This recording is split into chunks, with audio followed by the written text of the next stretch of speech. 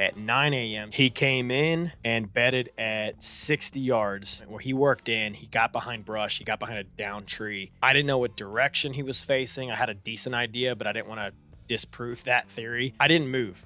And as a result, the camera batteries died, the memory card died. I could care less. I had my muzzleloader on my bridge, ready to rock and roll. The fact that he was 60 yards and I could shoot 3 out of the 4 directions he could get out of that bed with, I knew that he was going to die. I couldn't let him leave. Saying prayers for about an hour, from 9 a.m. to 9:50. At 9:50, he stands up, shakes off, and at that time when he shook off, I saw the 3s and the 2s and the 3s moving, and then the 4s, and I was like, oh, it's the 10 or 12 pointer, whatever this is, and it was chocolate. I was like, this is the biggest deer in Hellhole, and he's within 60 yards, and I've got a muzzleloader. He started feeding on acorns. He was traveling with the wind in his face, so he started traveling directly opposite of that northwest wind, and which was in the direction of catching the doe bedding area on that west wind. He was just going to suck it all up. Worked his way 25 yards broadside. The last thing I did was turn the GoPro on. The main camera that I'm filming on right now ended up having no memory space, and the last thing I wanted to do was try to clear memory card file space within 30 seconds of shooting this buck. I had the muzzleloader on my bridge, squeezed the shot off. When I squeezed the shot off, I knew it hit good. He jumped up and immediately, mule kicked, turned around and was immediately flailing. And he ran out to what I had presumed 60 yards before I heard the crash. And, but I still set up in the saddle for probably an hour, just making phone calls, just taking my time. Got down, reloaded the muzzleloader real quick, put another primer in it, and just took my GoPro and went. And before I even got to where the shot happened, I saw a little bit of white and a giant blob just laying there in the bedding area, and I was like, oh, he's dead. Like, this is awesome. So I didn't blood trail at all. I just went straight to the body and just the rattling sideways. It was freaking phenomenal. I don't know if we'll play this before or after I say this, but my wife said it was one of the ugliest faces she ever saw me make. I was freaking just adrenaline dump. I was like, heck yeah, this is a big buck. This is the one. This is the biggest buck. Come on. Oh my gosh. That's awesome. That's a great buck. You're now listening to the Mobile Venatic podcast.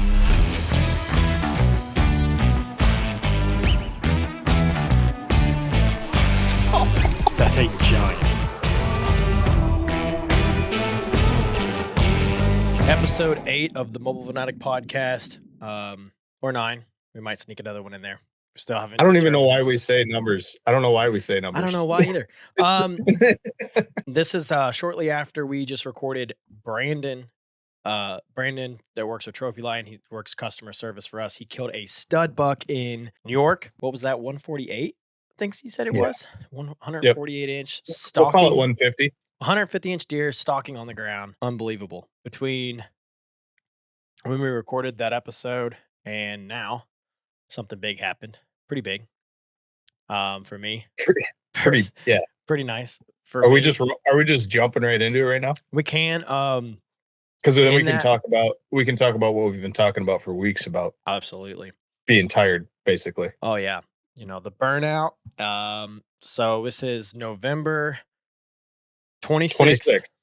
And a lot of guys are burned out. A lot of guys have been grinding. A lot of guys have been grinding since early bow season. They were jumping to different states, whether it be out west, North Dakota, Western whitetail stuff, maybe Kentucky starting early. I think it started on the 7th, 9th this year or something like that. I've started in Kentucky, and then the burnout. The burnout can be real, and it always seems, it never fails, at least for me, and I think most people with kids and a wife.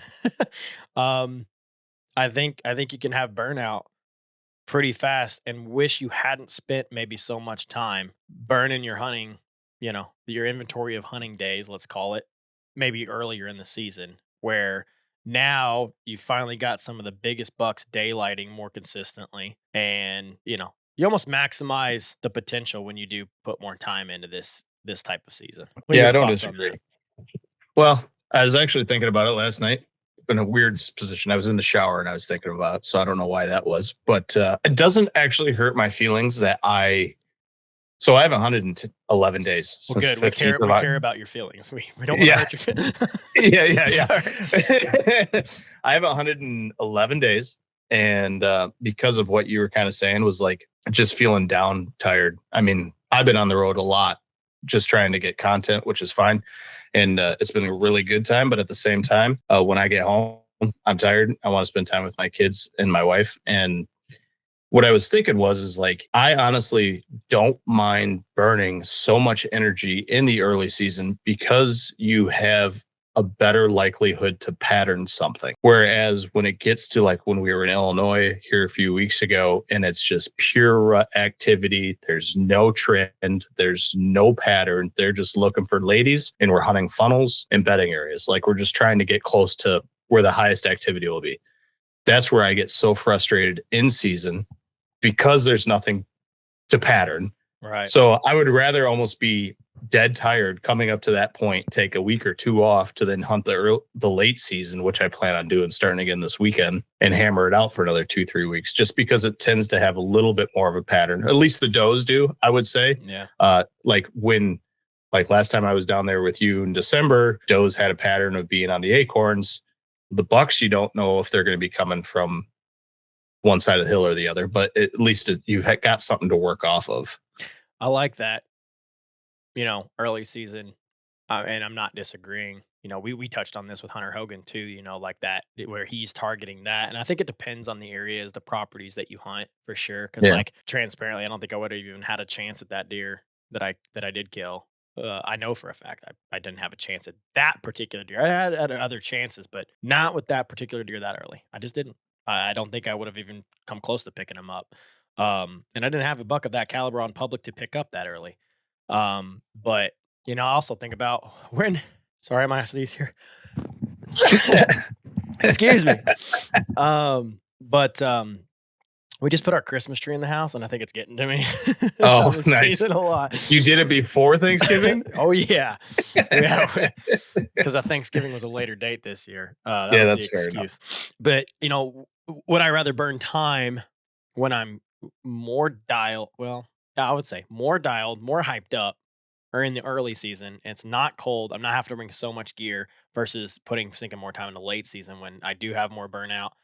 I don't hate it. I love sitting with like a muzzle loader in late season. Like I really love that, but I also hate it because it's closer to holiday time, and I'd like to section that part of my brain off into family time and holiday. Oh, for sure. And so that's kind of where I'm at. It's also gets extremely busy with ATA, new product releases, planning, budgeting, calendar stuff. You don't really have that in the early season. It's all content, go, and it's fun. And there's more like the camps. I think it's fun. It's just I don't know. There's something more aggressive about it in the early season for me that's cool, or you can get rewarded on some stuff. But I think I will dial it back. I think I'll hammer the early season. I'm gonna dial back that late September, early October, probably back a few notches, and then dump more into the late October.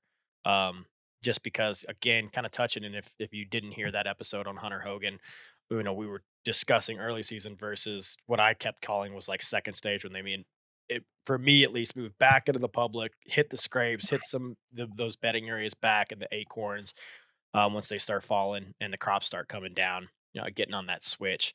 So, which is where I can, just based off the habitat and some of the public around here, that's the way it works. And I feel like that spot that you have found success in is purely, it fires up in rut. Yeah. You know what I mean? So like if you were burning yourself out in that spot, and then you wouldn't want to go back in this time of the year. Well, this is the second year you've ran cameras and been hunting in this terrain. Yeah. Hill, big timber, right? Not a whole lot of ag, but the ag's on private.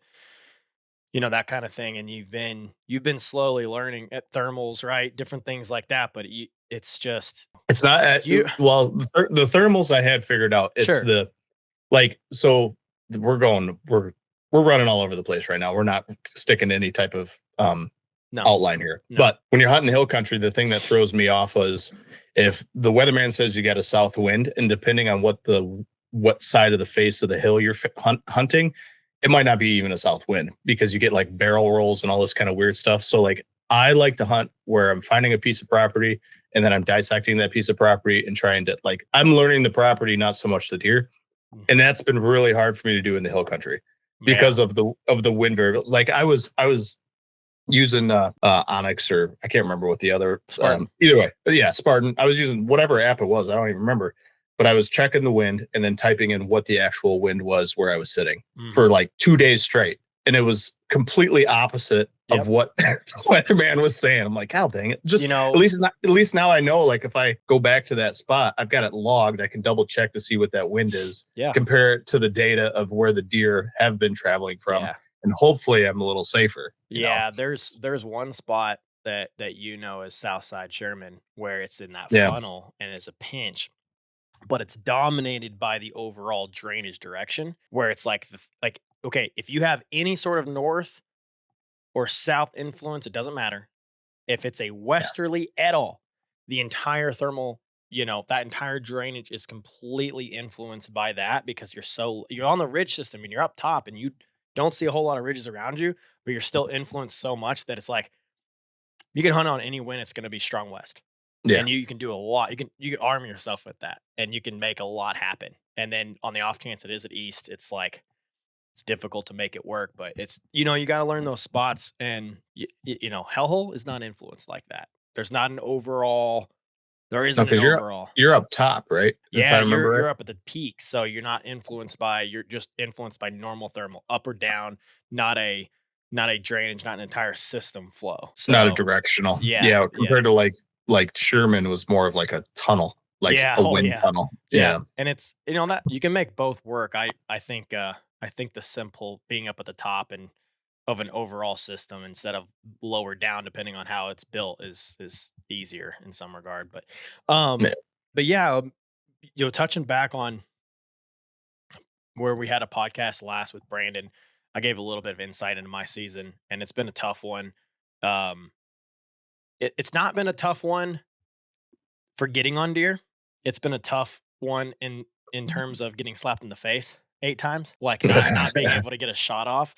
And I think that's the nature of it's the nature of decision making in the big timber when there's a lot of options in front of you. Yeah.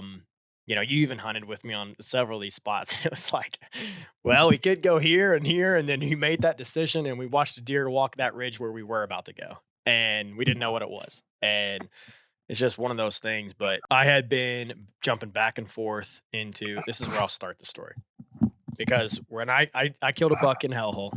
And I used my biggest to date. Public land, Indiana, and California, wasn't it? Yeah. This was my main goal this year, was to kill a buck out of a saddle in public land. With a bow, I didn't mind jumping and grabbing the muzzleloader at all. I was wanting to kill at this point in time.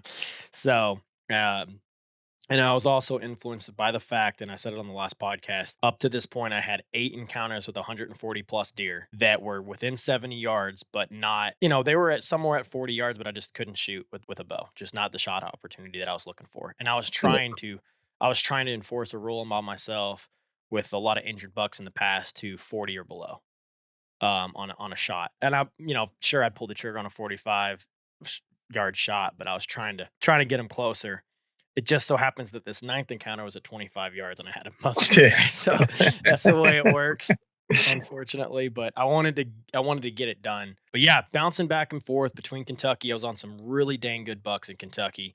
And I've also gone through this entire season by kind of trying to promise myself that I would continue to go in, continue to find sign, continue to be aggressive, because I feel like in the past 2 years, the reason I haven't killed a public land buck in either state is because I wasn't driving in enough and I wasn't getting aggressive enough. And a lot of the sign that I was picking up on was a week late, 2 weeks late, 3 weeks late. And I was just like behind the 8 ball continually because I was trying to, I don't know. I blame it on my private land roots of sanctuaries and building properties, habitat, like not bothering them. But I think you just got to go for it on public. Well, like I'm not overly aggressive. We talked about this last year. Like I would say I was more aggressive than what you were last year. But when you throw in the comparison of my cousin Michael to you and me, that dog is aggressive. Yeah. Like he just goes, it doesn't matter if it's a new piece of property and he thinks that's where the center of the bedding is. If he thinks that's the center of the bedding, that is exactly where he's going. And he doesn't care about the wind, which is Goes against all like No, safety preachings. no, but that's what I mean, that I it's the know. I'm just same. saying, like, it goes against the stream of norm. You know what I mean? It's the same result, right? We both end up killing deer. Yeah. Whenever because I was that was my most aggressive, my second most aggressive sit, right behind the first one, the day before. But that was my most aggressive sit, and that's when I got it done. It Yep. was smack dab in the middle of the bedding area. Yeah, it was really good win for that sit, but strategic wise, it was just like lay it all out on the line, and that's what it Yeah. takes. And I had 2 years ago, I was hunting a buck on South Sherman, and I didn't get aggressive enough, and someone else got him during gun season and didn't find him, and I picked him up. Um, and nice like 130s, maybe 140s buck. And then I don't know if I could have gotten aggressive on the north side of that where we found that big shed set and we were hunting I that mean, big deer. He was just never there. some places you can't. I No. mean, some places you're just doing the best you can with what information you have. Yep. Yep. And what I'm talking about is a lot of it's like you're hunting the fringes of their home range where they're kind of dabbling in the public, or they're taking a break. Maybe their private pressure's coming on, they're taking a break right on the edge of public. I call it refer to these as border bucks. I literally found the shed set to one of these bucks on a no trespassing side that fell off the tree that he was bedded next to. I mean, it was on the border. I feel like there's a barrier that exists there that's like, we call it 30, 50, maybe 100 yards where the private land guys might not cross and the public guys stop because they see the border approaching on their Spartan Forge account or something. And there's a line there, and typically you have diversity with that line. You've got private guys harvesting timber, maybe public not harvesting timber. You've got public harvesting timber and the private not. So I think you have both habitat diversity. I mean, private ag field, giant timber block of public. So Yeah. you got some cool stuff that happens in that night. Yeah, go around to the back of the map, do a hook and get to the back corner. Like that's at first, like Michael, that's what he was doing pretty much, Yeah. right? Getting to the back corner of that piece of public and immediately picking up on buck sign and immediately killing a buck within days. But for he's lucky though, because the pieces that he found, nobody else is hunting. Right. And most anybody that's going to listen to this or any of the other podcasts that are similar to this, they have the same strategy. So that's where I have a little bit different strategy, and I hunt closer to the road than most people do. Yeah. Yep. Because I know tons of people that dive in deep, and if I don't have to, I'm not going to. No. But that comes back to knowing the property. If you're trying to dissect it, like you were just saying, like, these pieces of property like the back of your hand. And I'm just kind of like working my way into these. And yes, there's some, what would you say? There's some obvious check marks that you should check on pieces of property, depending on the topography, the habitat changes and all that kind of thing, diversity. But it takes time to learn a property, and your luck will run out eventually if you're always just guessing. Yeah. But if you have a good base to understanding how deer work through different types of habitats compared to hill country, swamp country, and all that kind of stuff, you'll be sending yourself in the right direction as you take your time through a piece of property, and probably in the end have more success. Your conversion rate's going to go up. Yeah, that's basically what it is. Some marketing talk for you. But no, yeah. My overall strategy has been get far back so I don't have to deal with people. And what that's allowed me to do is I feel like I'm targeting some of the bigger pieces, and that's allowing me to, like, when they shift, if I do catch them early, when they shift, I can still pick them up. I can chase them. I can stay with them instead of them just disappearing like some of these other fringe bucks have just straight not been there. Which forces you to wait more towards that rut time frame, depending on the property and the buck. But get back in those corners, and I set all my cameras up, and I set most of my hunting strategy up to what I call that second stage, that swish, when they do come back, when they hit those scrapes, when they start. Like this year was a classic example of, I feel like, being set up for success when that flip switched. We had an insane bumper crop of acorns. We talked about it on the last podcast. We've been probably talking about it on a couple. In Indiana this year was just insane on some of these spots. I mean, Bobby walking with me in the creek bed you've got 3 inches of acorns just down in the It's rocks. dumb. It Yeah, it was was dumb. great. And they're great whites, chinkapins, the reds, everything. Um, that was just like, and my cameras for a majority of the season, we did have some EHD influence in some of these spots. I confirmed, see it with my own eyes, saw 5 deer dead in a creek in Kentucky. But I thought it was a little heavier influence because my cameras were so dead for so long. I mean, we're talking into late October before I even started picking things up. Where normally I'd get at least a few mature bucks between October 8th, 9th, and then all the way maybe into the 13th, 15th range, where they come in and they feed on acorns near these scrapes and near these bedding areas for in daylight, right around 9:30 and 10 a.m. for a couple days, and I can actually pick up on some. And Hellhole specifically was one of those properties. And none of that happened this year for me. And I had, a lot of cameras out, Kentucky and Indiana public, and none of it happened. But what you set yourself up for is obviously like that pre-rut, forcing them to almost move. And you get those weather instances, cold fronts and things like that that end up just they end up not necessarily daylighting, but you at least get them on camera. You can start picking them up. I mean, Um, to be honest, like as time goes on, I have less of an influence by the trail cameras than anything else. Yep. Like I like them for inventory purposes and maybe some movement, knowing that I'm in a good area. But as far as like, is a buck there that's available to hunt? A quick example is just gun season. Michigan opened up 11 days ago. That's the only day I hunted. We saw on camera a nice 3.5-year-old that the family would love to take. On opening day, got one picture of it. My cousin Michael saw it again the day after. We haven't had a picture of it until this morning. We figured it was dead. So yeah. 11 days, I'm sure that buck was in there more than just that one picture out of 50 acres because it's pure bedding. Yeah. If you're in a situation where you hunt close to bedding or it's thick cover, don't be deterred if you're not getting a picture of your target buck. Just know that deer are there. But it kind of ties back to at the same time if you're getting burnout or not, because if you are feeling burnout and you don't have your trail cameras going off, man, that's frustrating too. Man, I don't know what, like, Yep. Well, I don't know. That's why you just don't put too much faith into the trail camera. and then you got to have, that's, it's a balance. I've talked about it before, but I have that like 1 in 5 rule. And ever since I killed my first good mature, like public land buck, in Indiana, what was it, like 3 years ago? I kind of like made sure to stay aggressive as possible and to not rely on the crutch that is trail cameras to enforce the 1 in 5 trail camera rule, which is like if they show up once, they're there 5 times at a minimum. Think of that. So you're always going in there and aggressive. The buck that I killed was only on trail camera 1 time. Yeah. But I'm like, I saw him with my own eyes in there more than that. And I know he was in there more than that. He had to have been. I mean, you're going again, field of view on a camera is that, out of, hundreds of acres. Yeah. And I've had in Hellhole where I killed this buck.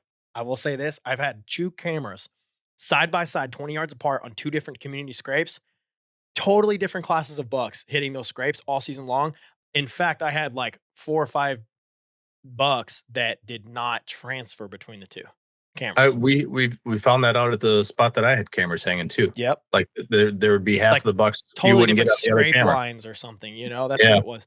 And so don't rely on the crutch. So that's my overall strategy with not relying on cell cameras. All I need to know is I see that picture 1 time and I know there's a caliber of that buck in there. It's property specific, North Sherman where we found those sheds.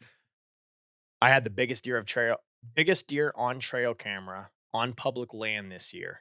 And you saw it. Is that just picket fence plus deer? Oh, dude. Yeah. That thing was nuts. And he showed up 1 time, but I kind of got the sense that was a excursion and he never showed back up. And, he still hasn't. Yeah, who knows what ended up happening? I kind of had this like instinct that I'd never see him again.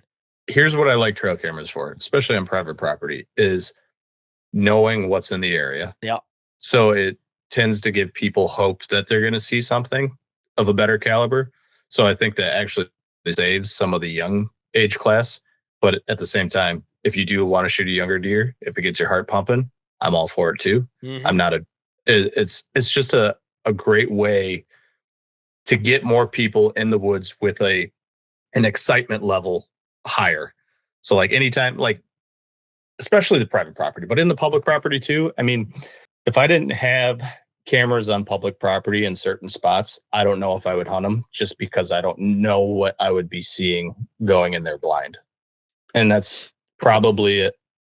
I can see why some people don't like trail cameras for that reason. Yeah, You know, it I brings get a that. lot of hope and surprise and Yeah. potentially the negative of really increased buck fever and their Yeah. steps out. Yeah. But no, Yeah.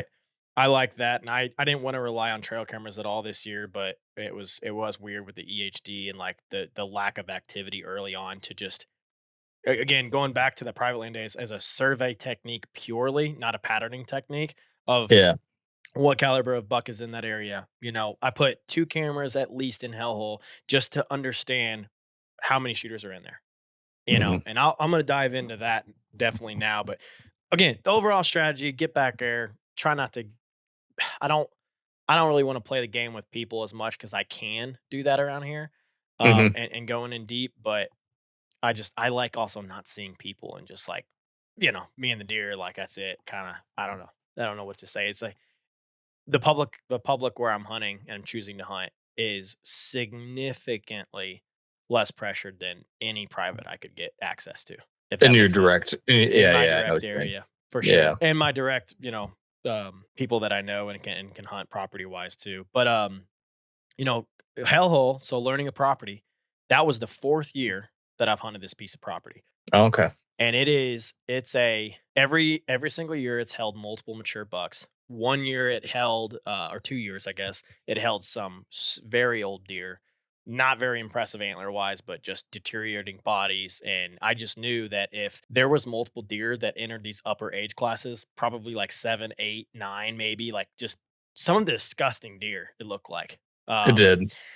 I felt like, okay, this is a piece that's one has 0 hunting sign on, uh, deep in there, and it's very hard to access, and a lot of the access is there's no trails, it's pushing multiflora rows, nasty Ugh. brush, clear, tops of trees, from cuts, and, um, Is it there's three ridge systems you got to climb up and down, or is it two? one entry is 3 ridge systems, and you kinda got a side hill, and you gotta go around and then go uphill and then downhill. It's like it's very weird to get around the property lines, and then one is just a straight grueling climb, and then a very long walk in, and then you kinda gotta wayfind through multiflora rows just to stay out of it. And that in it by itself is not a problem, I especially don't if know, you're man. used to. I walked it one time with you in the spring. That keeps a ton of people out It because does. I didn't want to go back there again. Mhm. And it's like you gotta have experience to get back there. Otherwise, it is so painful in the dark, like to get in through there. But in it by itself, if you hunt hill country and big woods, like it's not a problem. It really isn't. But it does get to you when you put in days and days and or all day sits, and you kind of like when you get when you end up getting this far back. I rough tracked it on my phone, and it was like 1.4 miles to that buck body and on the pack out. Easiest path, as the crow flies, not that far, but like to avoid some really Oh, bad it's stuff. just That's the way it it's the is. way you got to go. Yeah. That by itself, it is a grind, like day in and day out. And I could go sit private and have a decent chance at a buck, and I chose that a couple times. No lie, or Hmm. chose easier public land spots because I just want to maximize the days of going in there. Well, it goes Um, back to being burnout too. You don't yeah, want to burn yourself out and going in there 10 this times. spot will burn you out pretty fast. So, anyways, what I targeted in this spot was part of my overall strategy was just targeting diversity. There's some clear cuts in there. They left some cedars in there, and clear cuts coming together with cedars, and honestly, some cuts where they released the overstory of white oak. For white oak replacement. Like there's just Mhm. huge south facing slopes, or southeast southwest of just beautiful. Like it's almost like oak savanna. Like it's Yeah. great, beautiful. I mean, Massive habitat regeneration. wise, massive generation. It's beautiful. I love that property. So you got this really good acorn hardwoods meeting cedar and some clear cuts in some areas, and it's nice. and the private's like pretty far removed. I feel like the private influence of people creeping in because of that as well, just hard to enter. And those were definitely funneling the deer movement from private getting in on there, and already had set up really great success from a bedding area standpoint. Had pretty good success over the years shed hunting this property, and just keeping tabs on bucks, making it every single year because of the minimal pressure, and not, you're not even dying on private close by either, which was pretty cool. This year, I didn't really get a whole lot in there. I had one good 8 point in there, and then we were at Working Class Bow Hunter, and we talked about this in the last episode.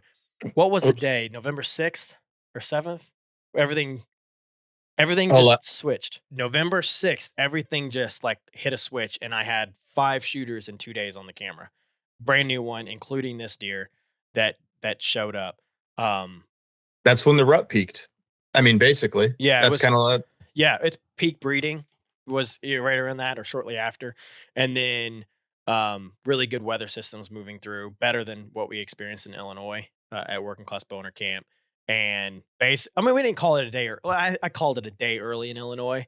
Hopped down there and then started hunting. So November 23rd is when I killed this buck. On November, I think it was 15th, which was a Friday, I went in with a bow and rattled at 8 a.m. in the morning. In this spot that I went to, it was aggressive, but it was not fully committed to this spot. It Mhm. was still on the fringe of the bedding area in a good travel pattern, like in a saddle between two bedding areas. But it was relatively easier to get to with less risk on a rising thermal day. And the key to the lack of success that day was no sun, which was rising thermal. So I went in, I was kind of on the top upper edge of the travel to again have that thermal pull. We also had a west wind, so everything was correct. I went in and I was after any of those shooters, honestly, but the two that I was after was the big 10 or 12 point. He was a blurry trail camera picture, so I didn't have any idea. I just knew it was big. I thought in my head 160 plus.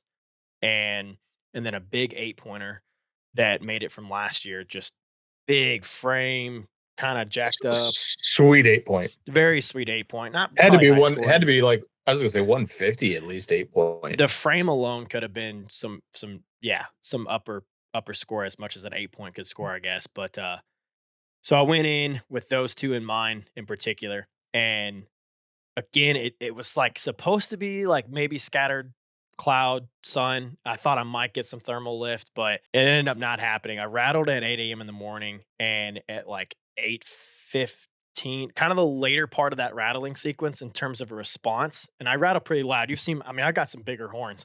They're And aggressive. yeah, it's aggressive, it's loud. The later side, like he heard it from a long way out. He came in at 66 yards. The big one did. And I've got really good footage of him, and hopefully we can show that while I'm talking here if you're on watching on YouTube. But he came in and then he kind of side skirted and stayed in essentially a sinkhole, almost like a pocket, and really, really thick. And he just stayed in that and then kind of worked out. I did grunt at him. I did throw a snort wheeze, and he didn't like not like it. He was not interested. And that was the third buck that had responded. I had like a 2 year old, two more yearlings also respond on that sequence. Let him work out. I waited an hour. I thought he was out of my life at that point, for at least that day. I hit the horns again together, and the big 8 point came up within 3 to 5 minutes after the sequence. He was right there. Without the thermal lift at that particular time, he he could easily get downwind of me. And Mhm. this was now at like 950, so I should have been having easy lift at that point, especially being, I don't know if it was necessarily a south slope, but it's like at least south oriented, southeast maybe. Should have had it, didn't have it. He worked right behind me, caught my wind at, I think he was probably at 50 yards. He was actually pretty close and never got a shot off, obviously. And I knew I was going to have to come back in there a little bit more aggressive, ditch the rattling antlers, and because I didn't want to really try it again after they had caught me. And I actually stayed out of there for, I think my next hunt was the 21st. 20th to 21st. So I stayed out of there for 5 or 6 days. We didn't have really good weather, a lot of front activity, but it was like the hotter, super windier stuff that was coming in. The next day I hunted was that 20th or 21st. It was a Wednesday. It was like 46 degrees, very windy. We had 20-mile-per-hour plus gusts. I didn't see a deer, and I got decently aggressive on that sit. For the morning, I got down, moved directly into the bedding area. And what I call the main bedding area for this particular property is where all those habitat types were coming together, but right outside of the cedar break into the hardwood, like big oak overstory was, and this is where me and you shed hunted, and I had my camera Mm. in. It's extremely thick right outside. You got that thermal like cover like the cedars, and then you got that clear cut right next to it, and then you've got some trash in between. And it's pretty thick, but it also has a particular terrain type that just swirls the wind in there, and it really works to their advantage unless you have a very dominant wind type. And like even with the thermals, it just gets really mixed up in there. And they like them. And I found sheds just bordering that particular divot. And it's pretty cool. I knew I had to be in there. I hunted right on the edge of it. And the wind was actually really decent for that spot. And I did see a little buck. And I also like sitting over my camera sometime and proving that 1 in 5 technique of like the deer passing it and not catching it on camera. So there's something to that as well. So I watched a deer do that, didn't catch him on trail camera, and I knew I had to come back in there within the next 3 or 4 days. Um, Called Sean, took off work because I knew I was going to have no service, and I didn't care about anything else but killing a buck, including potentially filming. Like I was like, I'm going to kill this deer. If I sink enough time into hellhole, there's 5 shooters in here. They're starting to daylight more frequently, except for the big one that I ended up killing. The 8 point was daylighting every 2 or 3 days in there. I mean, Mhm. it was extremely plausible that I was killing that deer, and I wanted to take a muzzleloader in there and just finish it. With how thick those areas are, like it was just lining up to have yet another encounter under 70 yards with like no shot opportunity at all. And I didn't want that to happen or continue to happen to me. So I grabbed a muzzleloader, and November 23rd was going to be west northwest winds at 6 mile per hour all day. The coldest it was going to be in like 5 to 7 days. Very, very consistent winds. No sun at all, just overcast all day. And then it was a Saturday, so there was going to be potentially more public hunter influence, definitely private hunting influence, and which might obviously kick more deer, stir some stuff around. So I just wanted to bury myself deep all day, and I set up right in the middle, but kind of on the edge where I was, my wind was going to dump out and not just keep swirling in the bedding area. I set up there, brand new tree, first time ever set. The closest I had set to that point, to up to that point this hunting season. And actually, all my hunting seasons past, I've never been smack dab in the middle of the bedding area like that. Mhm. I went in and I actually did take my rattling antlers in. I hit them pretty early. There was 6 shots on private side, which was a lot more than I've ever heard. And then, so I knew the deer were moving, so I rattled. And at 9 a.m., so probably no influence from rattling, I would just say no influence. Maybe he heard it and just wanted to get up into that bedding area. He came in and bedded at 60 yards, pretty much 50 yards, 40, 50 yards in front of my trail camera. Trail camera never caught him. So, which was interesting.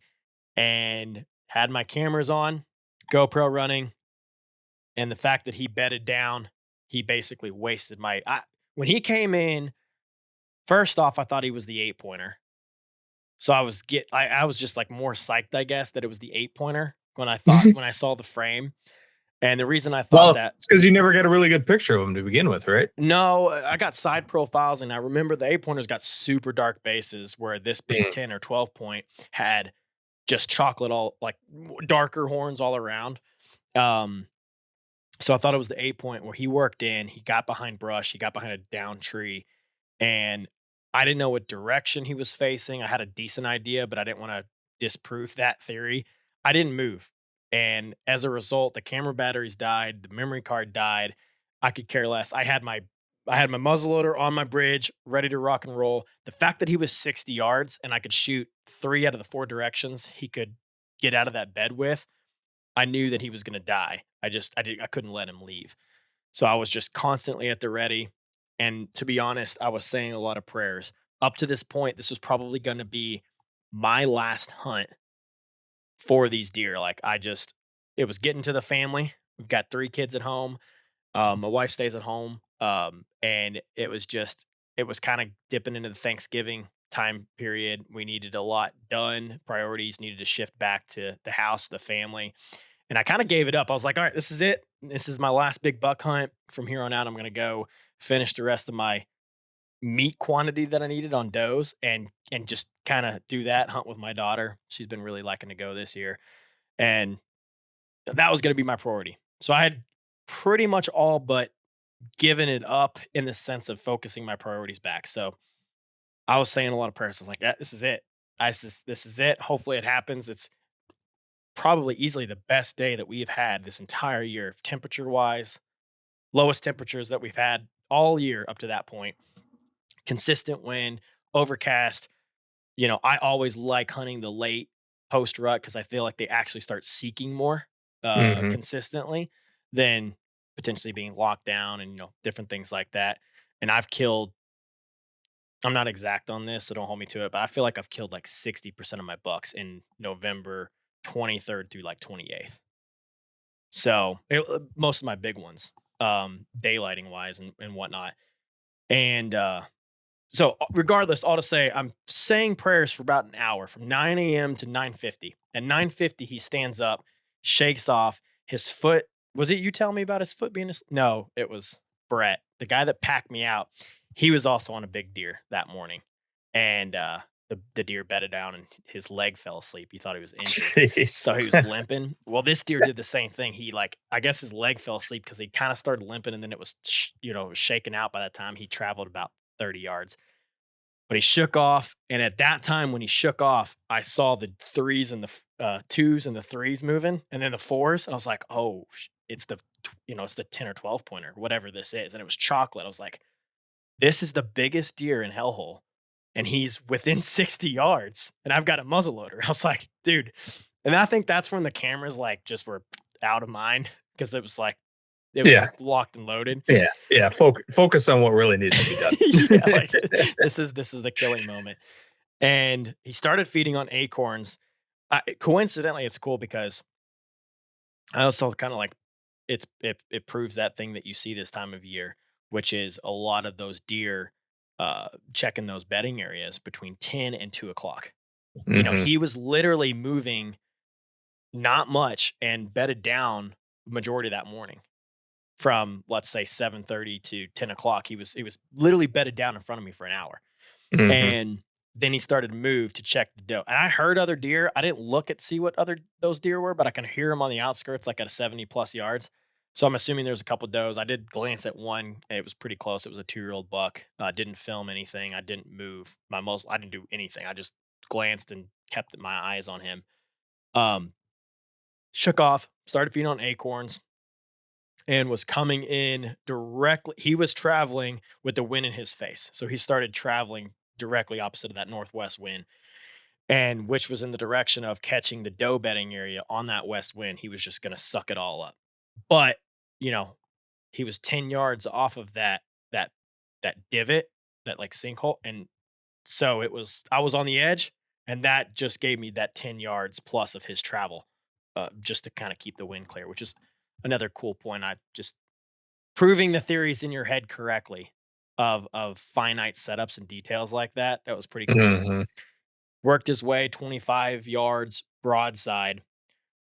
The last thing I did was turn the GoPro on. The main camera that I'm filming on right now ended up having no memory space. And the last thing I wanted to do was try to clear memory cards file space within 30 seconds of shooting this buck. He was working in 25 yards, feeding on acorns. And last I knew, I turned that GoPro on, not the main camera. And the GoPro was on and it was running. And then I think it was like 30 seconds later, I ended up shooting. I had the muzzleloader on my bridge, squeezed the shot off. When I squeezed the shot off, I knew it hit good. He jumped up and immediately, mule kicked, turned around, and was immediately flailing.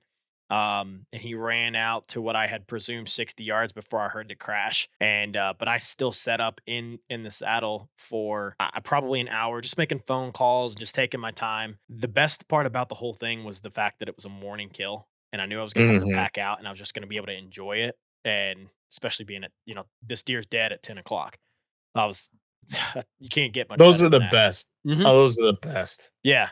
So, or if worst case scenario, I had to keep tracking it, which I didn't think because I definitely heard him crash. Again, I was super pumped. I think you tried calling me 2 or 3 times, I did and try to call you I two don't or three know I don't times. know what I was doing, but I never got him. You were I think you were yeah, you were my second call. I called Jessica Aw, first. I called Jessica, my wife, and I almost beat you, Jessica. I just, that's I just adrenaline dumped and was freaking out. My kneecaps were going on that. I was, just leaning on the saddle platform, just my kneecaps were going. It was awesome. But I didn't even want to climb down. And then I tried calling you. Then I called my friend Nathan Lutz because he got me stuck on these I used to use power belt muzzleloader Oh, bullets. yeah. I hate those. Man, I used to do so many deer, and he got me on these. I think they're like Hornady Sabos. They got a divot basically, like a hollow point, and them things. I haven't lost a deer yet with them, and I'm like, Yeah. man, I'm sure I smoked this deer perfectly. My muzzleloader's on, but the day before, I'd shot some does with a 308, and you know this story. Oh, yeah, yeah. And man, I missed 3 times. My gun was off. The scope was coming loose somehow. And it was just a bad experience. I lost a doe, ended up killing another one, but had to run it down and shoot it at 30 yards. It was just an overall bad experience the day exactly before I shot this buck with the different gun. My muzzleloader's been on Yeah. since I've got it. I've had this muzzleloader my entire life and I love Wasn't it. even it wasn't even your gun, it was the scope mount or Yeah, whatever. it was so I just was, coming off a bad experience, but anyhow, I wanted to make sure this deer is dead. So I was calling him and he was reassuring me that if a deer gets shot with that particular bullet type, it was dead no matter what. He's like, "Go get your deer." I was like, "All right." So I got down, I was hunting off the hyperlight platform, hyperlight sticks, had the Nimbus saddle with me, the plateau pack. I didn't care. I threw it all down. I have a picture of this just mess under my stand. It was awesome. And reloaded the muzzleloader real quick, put another primer in it, and just took my GoPro and went. And before I even got to where the shot happened, I saw a little bit of white and a giant blob just laying there in the bedding area. And I was like, "Oh, he's dead. Like this is awesome." So I didn't blood trail at all. I just went straight to the body and you know just the rattling sideways. It was freaking phenomenal. And Do you have it handy right now where people could see it on YouTube or no? Lucas will be able to show it. Um, Okay. I don't know if we'll play this before or after I say this, but my wife said it was one of the ugliest faces she ever saw me make. I was freaking just adrenaline dump. I was like, heck yeah, this is a big buck, big buck. This is the one. This is the biggest buck. Besides that one about, like, this is the Yeah. biggest buck I've had on camera all year, and the biggest buck that's ever came out of hellhole, like from just a pure probably score standpoint. And then the next thought was like, okay, I got to get this out of here. Making some calls, trying to get some people, um, and also the fact that I had to leave this deer for a while to go get my pack out stuff and then come back. I wasn't hunting with the Sumter pack that does allow you to pack a deer out. I was hunting with the plateau pack just because I love the whole no back sweat thing and going in this deep. Mhm. But got some pictures, got some video. Brett, which he's helped me pack out a few deer. We've gone elk hunting and stuff together. He's just me and him hunt a lot of public and private together.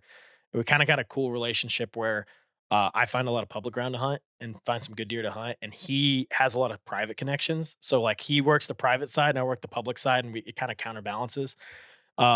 He came in with his son, and which I kind of originally questioned. I was like, "You want to pull him in here? Like this might be a suck fest, you know? It's just multi-floor rows and a big climb." Like, and he's like, "Yeah." And he wanted to get back hunting, so we made quick work of it. I think we had that deer out. I got him checked in, confirmation number and everything for him, and tagged up, and then we cut him up and put him in the pack. And I think it took like an hour and a half that entire time. We had him out of there 3 hours. I think I was around him at noon, and then we were already out of there in the parking lot driving home by 3 o'clock, which was pretty quick work.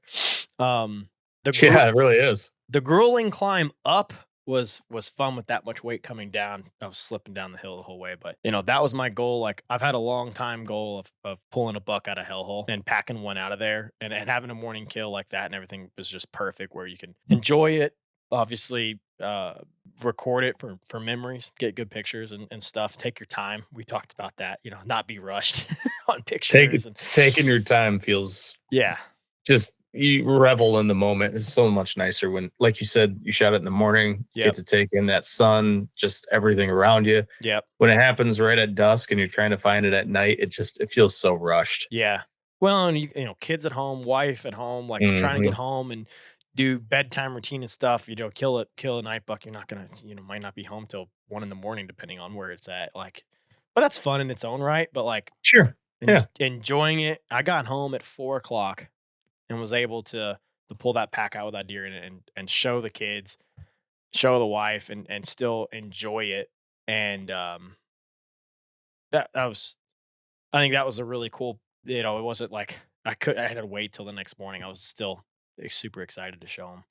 But yeah, I still had that doe to cut up. I had basically two deer, all those quarters and all that meat from the buck, and then the doe I cut up Sunday morning, and that was cool too. Sunday morning, just cutting a deer up and putting a rough tape on it that night. And Yeah. So tell the people what your rough tape was. okay, so rough taping, and I know I decently know how to score deer. I come from a QDMA and like Purdue background and stuff, and so I know what I'm doing. I'm not saying I'm perfect, so let's Just spit it out there. give me a spit it out. grace. Give me a grace of 3 inches or so. But he broke over 160. So he had 22 and 23 main beams with some ace in there, and then he had a 17-inch spread. His twos were 10. His threes were 8 and 9 plus. Where he gained, where a lot of deer miss out, is these 8-inch brows. Maybe you get 4 or 5-inch brows normally on like most of these deer are like in that 4 or 5 game. He was at 8. Then he also had a 3 or 4-inch kicker on the brow itself and an extra point on that. His left side, which was the right when I scored it, his left side had that extra kicker and then that extra kicker off the brow, and which gave him another 5-6 inches and carried a little less mass, whereas the other side had longer measurements, longer main beam, and bigger mass. So they kind of counterbalanced out, but it ended up giving him, definitely a few inches. And I grossed him at 168, believing I had some errors. Let's call it low 160s, 165. He broke the 160. You broke 160 even after drying. Yep. And nets are for fish. So and he he's my biggest buck to date. Not the biggest one I've shot, the biggest one I've recovered after shooting, which is painful, but whatever. So yeah, I'm excited, and it was cool after like grinding that whole time. And so if you could condense it down to something short, like what would you say in a roundabout way the keys to this successful harvest? You know what I mean? Like you said, 4 years put into the property. We've kind of talked about how you didn't want to be burnout, so you kind of leveraged your time in certain directions. And then we've talked about trail cameras at the same time and using that data. Like, what if you could condense it down for a 1-minute take? Mm-hmm. What drove the success in this? What drove the success for killing this buck was being aggressive, continually driving further and further in, hunting sign, picking up on sign, hunting sign, not so much on the trail camera data. Spent a lot of time in Kentucky, then finally moved to Indiana. I didn't even hunt Indiana, but for a couple days actually. So just constantly staying on hot sign and in deer movement where I was going to get what I ended up having, which was 9 encounters with 140 plus deer under 70 yards, this being my 9th encounter and my final encounter with a buck when I killed it. Yeah, that's a pretty good take. Staying on the hot. Staying on the hot sign, maximizing it. Hunter talked about this. I can't remember what friend it was, but he talked about a friend that had, all these different properties that have big bucks, right? whether it be private or public. Every time he sits it, he sits in the most aggressive spot possible. But he's bouncing around, and it kind of, you could focus on one deer, but if you end up doing that, that's kind of what I was doing in a way, just maximizing sitting in the most aggressive spot, knowing that I was going to be burned out on that spot or burn that spot to the ground before I killed a deer, and moving on to wherever. So I spent that time in Kentucky and, had 2 great shooters in there several times. I could have killed him with a muzzleloader, but not a bow. But that's what it was. And then shifting to Indiana and just continually staying in the hot. I think you said something important there that kind of gets blown out of proportion. Like you can't not. I'm not saying you're blowing it out of proportion, but people talk about burning out spots. Yeah, and I think that can be done when you continually hunt the same spot over and over again. But when you're doing what you're doing, what we're trying to do is be aggressive for a day. You may burn it for 2 or 3 days, 4 days thereafter, but they come back. Yep. With all the coyotes and all the other predators in this entire United States, deer know pressure, and they know that they're not going to be there. That pressure is not going to be there all the time unless you are giving them that return pressure. But be smart about the pressure that you're putting in. I hunted that spot 2 or 3 days before that. Yeah, the 20th or 21st, and then I killed him on the 23rd. When I was in there, I didn't walk straight through the middle of the bed. Yeah. I hunted the fringe, and I got up at a tree that gave me access to all of it. But when I got out, I didn't put my scent directly in there either. Yep. You're still playing smart. You got to play smart. Because if I would have done that, he would have caught my ground scent before he ever got to me. If I would have done that, and I never did it. Because you just got to play smart. So you can burn a spot down, but just if you're smart about it, it takes way more time to burn that spot down. Also, don't move. Hunter talks about this too. I keep going back to that because he brought up so many different great points to that podcast. But when you find deer, don't move to a new state or new property just to find deer all over again. Like the sign was hot in Kentucky. You went down there and hunted with me. There was 100 rubs and 100 scrapes, and they're I mean, I didn't see a single deer with you, but I've been a curse for so many people this year. It's not even funny. There you go. Circus tour, Man Over Beast. Yeah. Which I told you, I was like, if I was filming for Man Over Beast, my whole season up to this point was a circus tour of just getting slapped in the face by buck after buck. But you were in the sign, like you would never in your right mind leave a spot with that much hot sign.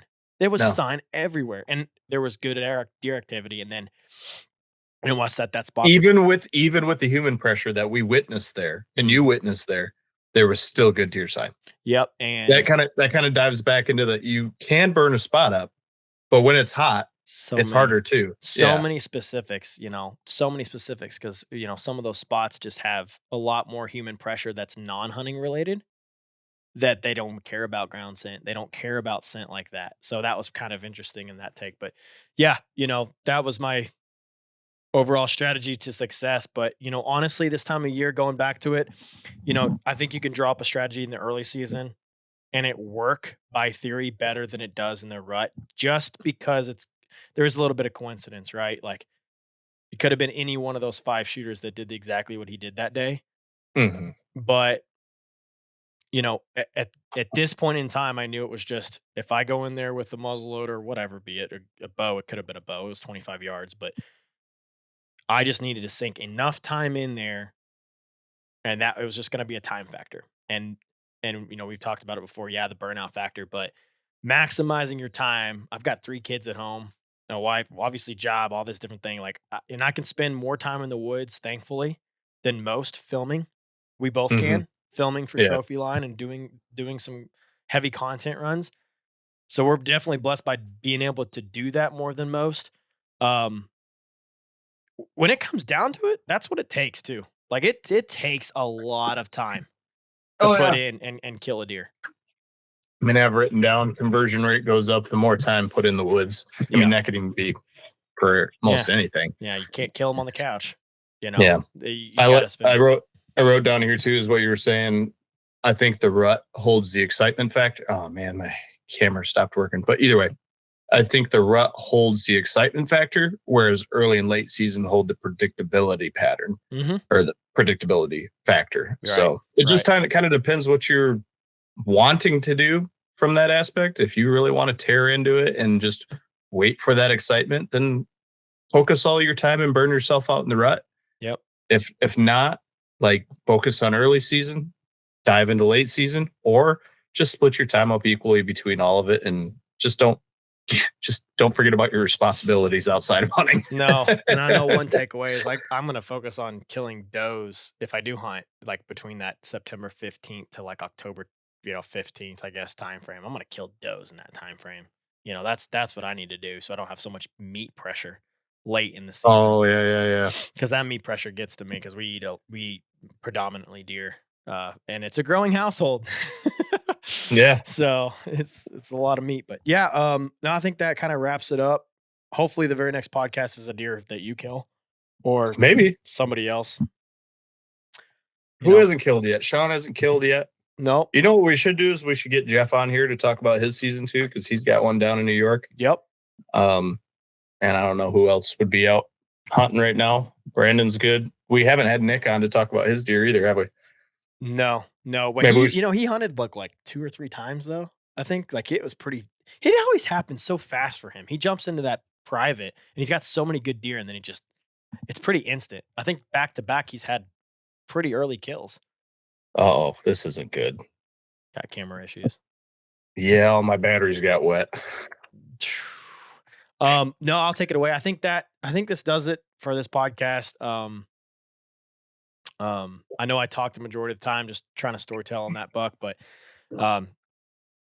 very happy with the outcome of this season based off of that one hunt. So by the time you listen to this, it's going to be early to mid-December. The rut's over. You still may get a little action. You're going into the late season. The grind is definitely there. Stick with it. 10 minutes can make all the difference. 5 minutes can make all the difference. It can happen. Up to that point, I was feeling pretty deflated that it wasn't happening for me, and to the point of calling it quits. And it was going to be the last day I probably went in there and for at least a while. So, you know what they say, God works in mysterious ways, right? So I fully give this deer to God and how much I prayed for it to happen. So, well, that does it. Hopefully you guys join us next time. If you guys want to hear anything else, any more details, want us to cover a particular topic, we're getting into the late season now, but we're also getting into the off season. So we're going to start talking about new product coming out for 2025. We're going to start talking about some other cool things that we're working on. And we're at this time, we're definitely more open to talking about particular topics you guys want to hear about. Yeah, sorry for all the interruptions here at the end. Camera going down, time to pick up the kids from school. So thanks for listening. We appreciate all of you.